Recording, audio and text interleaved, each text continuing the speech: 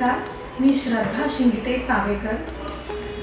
Mrs Pune फेस्टिवलबद्दल बोलायचं झालं तर त्याचे रजिस्ट्रेशन जेव्हापासून चालू झाले तेव्हापासूनच अमृता मॅडमचा अतिशय छान गायडन्स होता।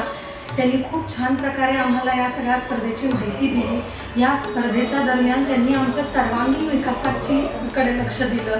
आम्हाला ब्युटी फिटनेस यासाठी वेगवेगळे सेशन्स अटेंड केले, आम्हाला रॅम्प वॉक शिकवलं आणि आमच्यासारख्या सर्वसामान्य गृहिणींना एक खूप छान कॉन्फिडन्स दिला।